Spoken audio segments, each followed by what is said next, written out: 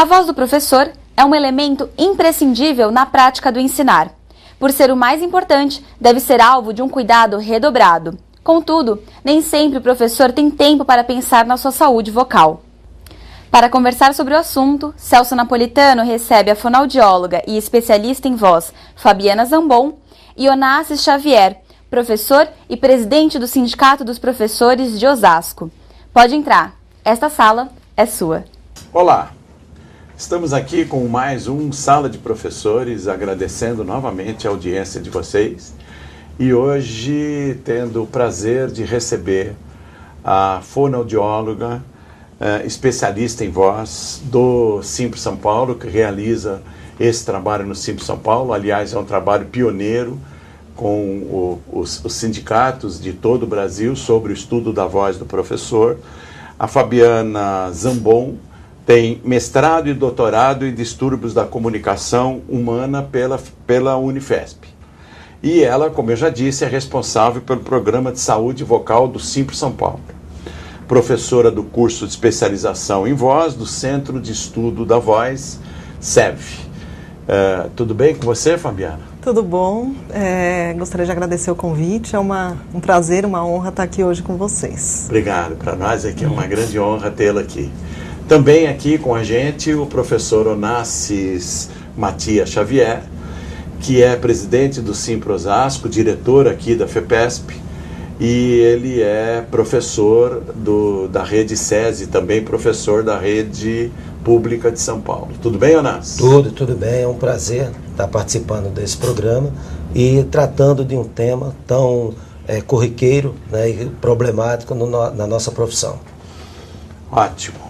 Então, hoje o assunto é relacionado à saúde do professor e da professora, especificamente do nosso instrumento de trabalho, que é a nossa voz.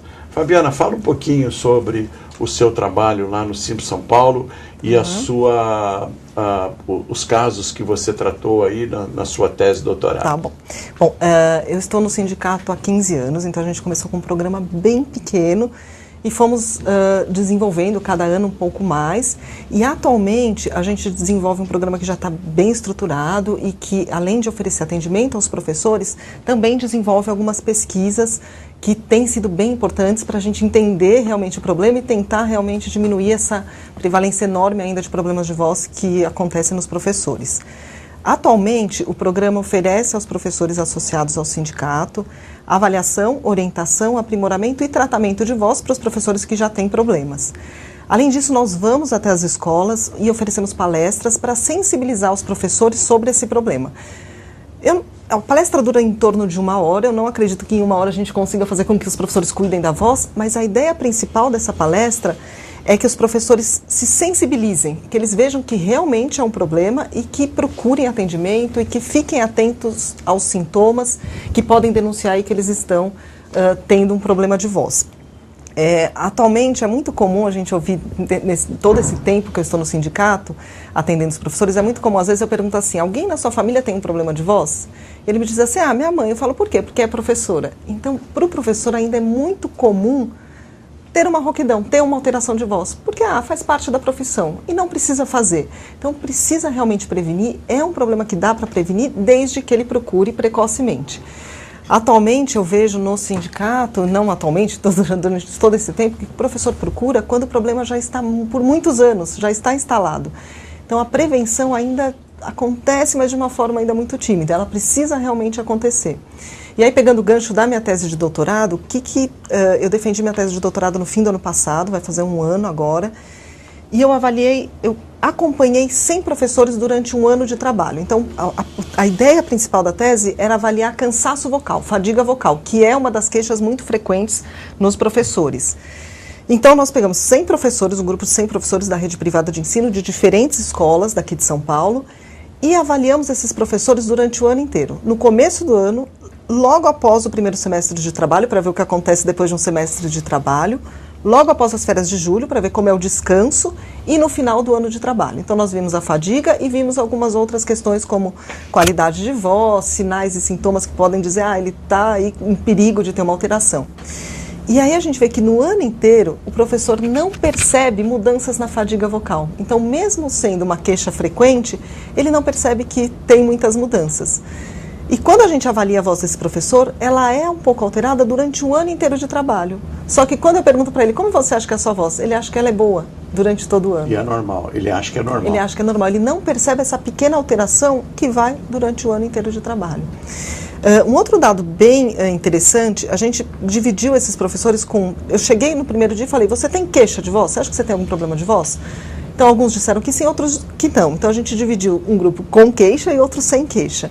E os professores com queixa de voz já iniciaram o ano com um número grande de sinais e sintomas de voz, como rouquidão, cansaço, dor ao falar, desconforto. Já no início do ano? Já no início do ano. E reduzem esses sintomas após as férias de julho. Então, isso foi algo que a gente ficou muito atento agora, porque talvez as férias mais longas descondicionem a voz desse professor, então ele fica muito tempo sem usar a voz profissionalmente, e a hora que ele volta, ele tem uma turma nova, ele tem às vezes uma escola nova, um ambiente novo, e ele sofre um impacto nesse retorno. Então a gente tem agora ficado muito atento, e agora vamos colocar em prática nesse começo do ano, de chamar os professores que já estão em atendimento ou em aprimoramento, venham antes, uma semana que seja antes, para a gente fazer um treinamento para que você não sofra esse impacto grande. E quem sabe a gente vai desenvolver alguma coisa para fazer isso de uma forma mais coletiva.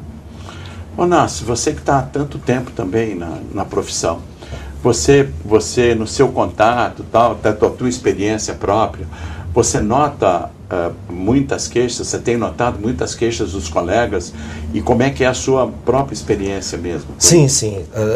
Principalmente na sala dos professores, em conversa, né, a gente percebe o seguinte: muitos professores têm dúvida, doutor, e aí seria muito bom a gente saber o seguinte: o que mais prejudica a voz? O tom ou a quantidade de... Porque nós temos no nosso meio uma quantidade excessiva, a nossa carga horária geralmente sai de uma escola a outra, então a carga horária é muito alta. Então, a gente fica na dúvida, é o falar muito durante 8, 10 horas, por muito tempo, ou o tom? Tá. Às vezes você dá menos aula, mas um tom muito alto, não é? Então, o que mais prejudica o professor numa situação dessa? Tá. É uma somatória. Então, realmente o professor fala por muitas horas no dia, só que o grande problema é que o professor não tem na formação algo para um treinamento formal de voz, e não só de voz. A gente tem que pensar em voz do professor, mas a gente tem que pensar em comunicação. Ele não é um profissional da voz, ele é um profissional da comunicação. Ele fala em público o dia inteiro, e a voz é uma das ferramentas dessa comunicação. Então ele precisa usar essa voz durante o dia inteiro, muitas vezes, sem ter um treinamento e sem ter a percepção de como ele pode usar estratégias para não se desgastar tanto. Então, vou dar um exemplo. É muito comum o professor dar aula num ambiente que é ruidoso. As escolas, muitas vezes, têm muito ruído, tem muito barulho de fundo. E quando eu estou num ambiente muito ruidoso, eu acabo falando mais alto, sem perceber.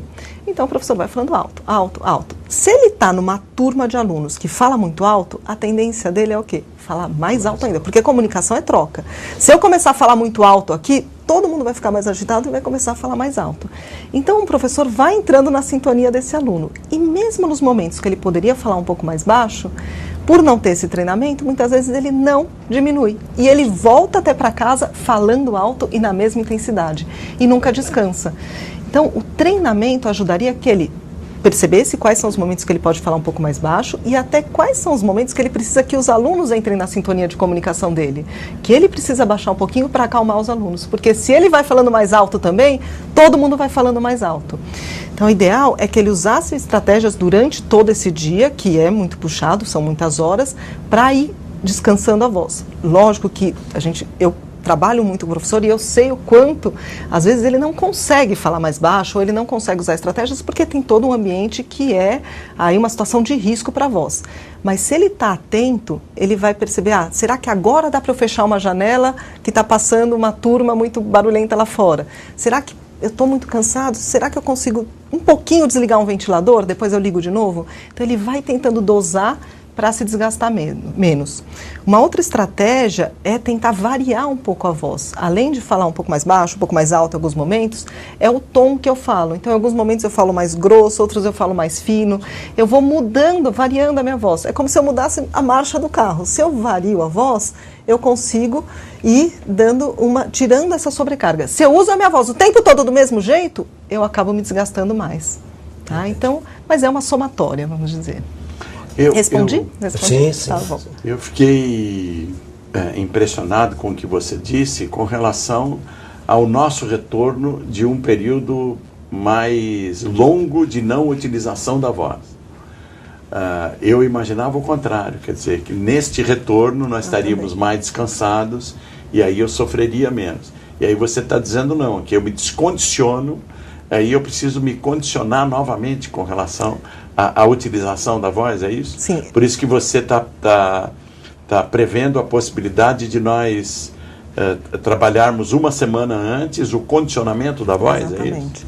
É isso? São hipóteses. Também foi uma surpresa para a gente. A hora que a gente faz uma tese, a gente espera que vá... Eu também esperava muito que no começo do ano eles estariam ótimos, porque as férias são mais longas. Lógico.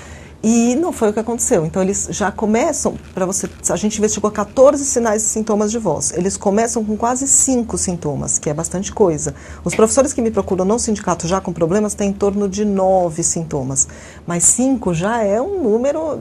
Eu dar aula sentindo com 5 sensações desagradáveis. Então, talvez o ficar muito tempo... Porque a hora que eu estou lá falando, a minha musculatura vai ficando mais condicionada para aquele uso. A hora que ele para esses, vamos supor, vamos pensar uns 45 dias sem dar aula, pode ser que a musculatura perca um pouco esse condicionamento e ele precise entrar com estratégias para recondicionar a musculatura e voltar bem. Mas também eu acho que tem o impacto do começo. Estar com uma turma nova, de falar às vezes, mais no começo, conhecer as pessoas. Quando o professor já conhece bem a turma, ele já vai usando estratégias ali para, às vezes, tentar acalmar os alunos. Ele já sabe o que ele vai encontrar. A hora que ele começa um ano, tudo é novo. Tem professor que muda de escola, tem professor que aumenta muito a carga horária de trabalho. Então, tudo pode influenciar, mas a gente não pode deixar de considerar essa questão do condicionamento, mesmo que a gente precisa entrar aí com e também a gente precisa tomar algumas precauções também para utilizar melhor a voz. Nós vamos dar uma interrompida aqui, porque o pessoal já está dizendo que o tempo esgotou e foi tão rápido, a gente nem percebeu, porque o assunto é muito importante. E a gente vai deixar isso como um gancho para o próximo bloco. Tá bom? Ótimo. Vocês fiquem por aí que a gente já está voltando. Até já.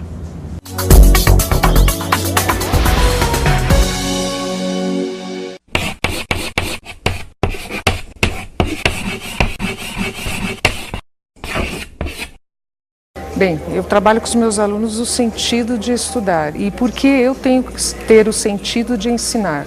Muitos chegam próximos de mim e falam assim, mas professora, que nota que eu vou tirar? Eu falei, mas nós estamos aqui além do sentido da nota. Você tem que pôr muito amor, muito carinho, muito idealismo no que você faz, por mais absurdo que possa parecer. Mas é assim que tem dado certo. Eles me dão retorno, eles estão motivados. Eu só tenho boas lembranças, alunos que me escrevem, que fizeram faculdade, já estão formados em Direito, estão formados em Atriz, tem uma turma que já está fazendo cinema e é motivo de orgulho. E eu volto para casa muito feliz quando eu vejo que os frutos que são nossos frutos, sementes que nós lançamos e que são umas árvores que são os projetos da vida deles e meu também, que é o ensinar.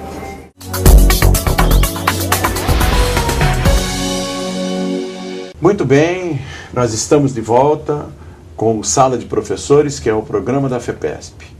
Hoje com a fonoaudióloga, a doutora Fabiana Zambon, responsável pelo trabalho de saúde vocal lá do Sindicato dos Professores de São Paulo, que é pioneiro nesse tipo de cuidado com a saúde e com a voz do professor. No último bloco a gente estava falando sobre a questão dos cuidados que nós podemos ter com relação a nos prevenir ou até usar a nossa voz de maneira melhor, né?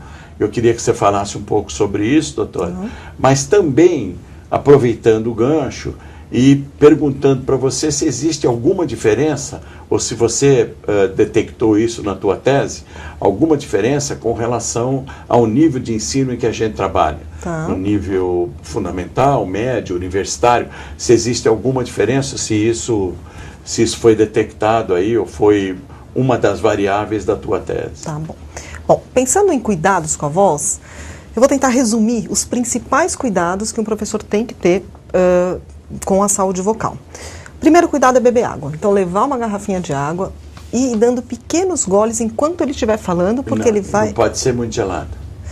A gente não tem nada comprovado cientificamente que diga que o gelado faz mal. Porque eu gosto de água gelada aí. E você sente alguma coisa quando você bebe o gelado? Algum impacto? Não. Um monte de gente não sente. Então eu não posso dizer que o gelado faz mal para a voz, porque a gente não tem nada cientificamente que comprove. Sim. Algumas pessoas têm sensibilidade, aí eu falo para evitar. Mas para quem não sente, não tem problema. É evitar, por exemplo, um choque térmico muito grande. Tomei um gelado e depois um café muito quente. Isso pode prejudicar. Bom, então beber bastante água. Ficar atento a essas questões que eu tinha falado anteriormente, de modular a voz, de variar a voz, de, em alguns momentos, tentar diminuir, ir embora para casa tentando falar um pouco mais baixo, articular bem as palavras, porque a hora que eu articulo bem as palavras, eu me comunico melhor, as pessoas acreditam mais no que eu falo e eu também projeto melhor a minha voz. Ficar atento à postura corporal, ficar atento ao ambiente, ver o que dá, quais os momentos que dá para fechar uma janela, chegar mais perto dos alunos, quando dá para eu bater uma palma ao invés de gritar com os alunos. Então, tentar usar estratégias para aguentar e para ir lidando com esse ambiente que oferece muito risco. E sempre eu aconselho a todos os professores fazerem pelo menos uma avaliação com um médico otorrinolaringologista e com um fonoaudiólogo para ver como está todo esse instrumento de trabalho. E, com orientação fonoaudiológica, fazer exercícios de aquecimento e desaquecimento de voz, porque ajudam bastante para o professor entrar em sala de aula com uma voz mais preparada para lidar com toda essa questão ambiental e terminar o dia, descer um pouquinho a voz, tirar um pouco essa voz, esse uso de voz tão intenso e voltar para casa falando um pouco mais suave. Descansar um pouco. E com relação ao nível de ensino que a gente trabalha? Em relação ao nível de ensino, a gente, na pesquisa, eu não dividi os níveis de ensino. A gente vai começar agora no sindicato a fazer uma pesquisa para entender um pouquinho cientificamente se tem muita diferença, mas clinicamente eu acho que tem. Eu acho que tem não posso dizer que um sofra mais problema de voz que o outro, mas eu acho que tem algumas particularidades, por exemplo, do professor de educação infantil, que ele tem que ficar muito atento. Ele conta muitas histórias durante o dia, ele canta muito com os alunos, então ele precisa de um preparo muito grande, ele precisa ficar, às vezes, numa postura muito ruim, precisa pegar um aluno. E um professor, por exemplo, de ensino médio, ele também tem uma questão porque ele muda de turma, ele vai mudando de turma. Então ele precisa ficar muito atento para não deixar que ele entre na sintonia das turmas. Se ele está numa turma muito agitada e ele fala muito alto e vai embora para outra turma que não é tão agitada falando muito alto, ele pode agitar essa outra. Então ele tem que ter uma percepção muito grande para não entrar na sintonia dos alunos e fazer com que eles entrem. Mas os cuidados de voz acabam sendo os mesmos para todos os níveis de ensino. Estamos aqui também, e aqui nos ajudando nesse bate-papo com a Fabiana, o professor Onassis Xavier, que é presidente do Simpro Osasco e é diretor da FEPESP. Onassis. Então, doutora, nós conversamos bastante sobre até onde a nossa fala está ficando, a nossa voz está ficando ruim, né, na aula. Então nós temos a rouquidão, nós temos a disfonia, não é? E os problemas de corda vocal, a sua corda vocal está inflamada, em que momento, não é, o professor, isso começa a ser preocupante, começa o professor ter que procurar um tratamento, porque a gente passa muito assim, eu tomo um gengibre, uso um chazinho e tal, e acalma, enfim, uma pastilha, amanhã eu estou bem, tal, e a gente passa por isso o tempo inteiro. Cuidado paliativo, né? Exatamente, a gente vai cuidando ali, fazendo aquela imediato, né? Nunca procura um tratamento mais específico. Quando que esse momento realmente fica difícil para o professor? Quando que ele tem que procurar realmente? A coisa está ficando grave. Eu acho que ele tem que procurar num primeiro sintoma. Rouquidão é sinal que tem alguma coisa que não está bem nas pregas vocais. Pregas vocais é a mesma coisa que cordas vocais, então todo mundo conhece como cordas vocais, mas é o nome que é mais científico. Mas cordas vocais é o que é mais conhecido popularmente. Então, elas vibram de uma forma bem harmônica. O que é a rouquidão? É sinal que alguma coisa não está vibrando bem nessa região. Pode ser que eu não tenha nenhuma lesão, que eu só estou colocando muita força para falar, e aí ela não está vibrando bem, está entrando uma rouquidão. Mas eu posso estar rouco porque eu tenho alguma lesão nessa região. Posso ter um nódulo, posso ter um cistinho. Então, a rouquidão é sinal de que tem algum problema e que a gente precisa procurar aí uma orientação médica. Eu aconselho que o professor, no primeiro sintoma, começou a perceber que a voz está ficando diferente, que ela tá, ou nem a rouquidão, mas que está ficando muito cansado, ou que está ficando com a garganta muito seca, está sentindo uma dorzinha ao falar, já procurar ajuda médica. Porque o que acontece muito, os professores procuram quando já está muito evidente o problema, quando a alteração de voz está muito evidente. E aí um trabalho que às vezes poderia até ser preventivo, acaba virando um tratamento, às vezes um tratamento até mais longo. Eu já atendi professores que têm alteração de voz há mais de 10 anos, uma pequena alteraçãozinha, e a hora que a voz não melhora mais, ele procura. Qual é o relato muito comum? É assim, eu ficava com a voz alterada no final do dia de trabalho, ela melhorava. Aí ela começou a ficar alterada durante a semana, mas melhorava no final de semana. Aí começou a não melhorar mais no final de semana, mas nas férias melhorava. Agora não melhora nunca mais. E aí eu procuro. E a ideia é que começou a ficar um pouquinho alterada no final do dia, já procure ajuda, já procure orientação. Entendi. Fabiana, queria agora que você falasse um pouquinho sobre os programas que existem lá no Sindicato de São Paulo, do teu trabalho lá, da tua atuação com os professores. Bom, a gente, então, como eu falei no começo do programa, a gente oferece desde avaliação até tratamento para os professores que já estão com uma alteração. A gente desenvolve várias pesquisas para poder entender, porque a hora que eu estou na clínica, eu tenho uma visão muito importante do que está acontecendo, mas a hora que eu paro e pesquiso e vejo realmente o que está acontecendo, acontecem coisas como aconteceu no meu doutorado. Eu não imaginava que eles começariam o ano com mais sintomas. Então, na pesquisa, a gente consegue se afastar um pouco, enxergar e mudar algumas práticas para tentar realmente chegar e atingir aí esse profissional de uma forma mais certeira e talvez diminuir aí essa prevalência tão alta. Então, além dessas pesquisas, a gente desenvolve alguns materiais para levar essa informação para um maior número de professores, não só para os professores aqui de São Paulo, mas para os professores de uma forma geral. Então, a gente tem um material que já está na 3ª edição, que eu trouxe para mostrar para vocês, que chama Bem-Estar Vocal, uma nova perspectiva de cuidar da voz. Esse material, ele tem tido um alcance muito legal, e não só os professores ligam para o sindicato pedindo, mas vários profissionais da voz, cantores, até uma época um grupo de atendentes, de teleoperadores pediram. Então é um material bem informativo, ele tem 60 perguntas e respostas sobre a voz, e é uma forma da gente levar a informação para o maior número de professores. Ele está disponível no site do sindicato, que é www.simprosp.org.br. E tem tido um alcance bem legal. No final dessa 3ª edição, a gente colocou alguns testes.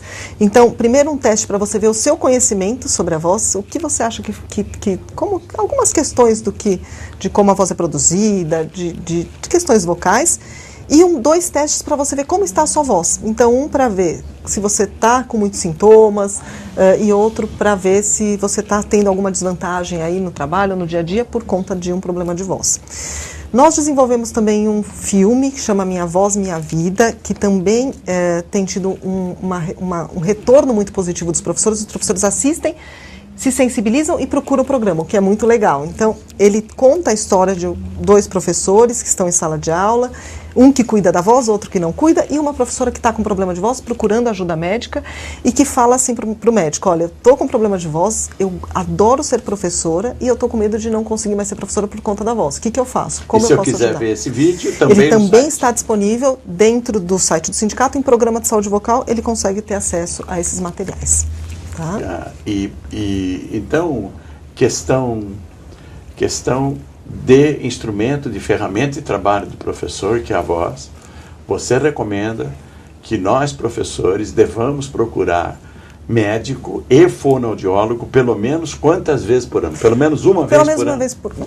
olha, se ele não tem um problema de voz, o que eu faço no sindicato? Então, se eu não tenho problema de voz, pelo menos uma vez. Eu também não devo adquirir o problema de voz. Exatamente. Né? Então, pelo menos um check-up, uma avaliação eu devo ter. Porque eu preciso saber será que minhas pregas vocais vibram bem? Será que eu não tenho nenhuma alteraçãozinha? Será que eu não preciso tomar um cuidado diferente das outras? O professor, eu gosto de falar que ele é um maratonista da voz. Sim. Um maratonista, uma pessoa que corre, ela faz pelo menos uma vez por ano um check-up, para ver como está o coração. O professor precisa, pelo menos, ter uma avaliação de voz e fazendo avaliações de tempos em tempos. O professor que vai no sindicato, mesmo que ele não tenha problema, ele fez algumas sessões de aprimoramento para ver como ele pode aquecer, desaquecer a voz. A hora que ele vai embora, eu falo, olha, volta uma vez por ano. Então, vem voltando para a gente ver, será que eu preciso mudar esses exercícios? Será que eles ainda se encaixam dentro da demanda de trabalho desse professor?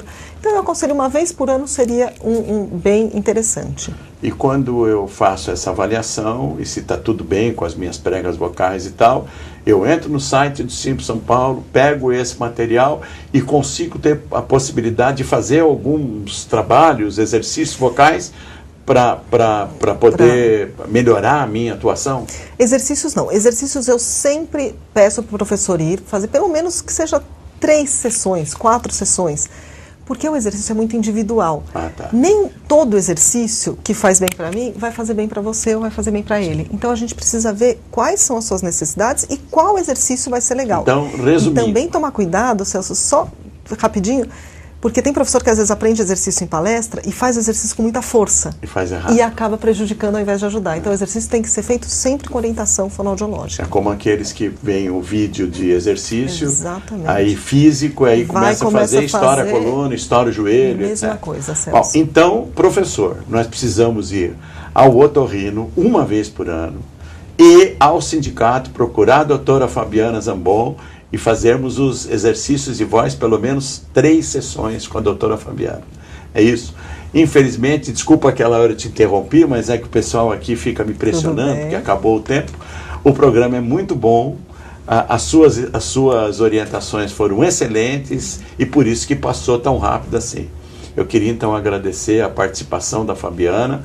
Muito obrigado, a doutora Fabiana Zambon, ela é tão novinha e a gente chama de Fabiana mesmo. Obrigado, Fabi. Obrigada, eu que agradeço. Ao Anassis também, que é nosso companheiro aqui da diretoria da federação, que ajudou a gente aqui nesse papo, e a você, que está sempre aí prestigiando a gente. Não esqueça de contribuir, colaborar com a gente, escrevendo para fepesp.org.br, criticando, sugerindo, opinando. Até o próximo programa Sala de Professores.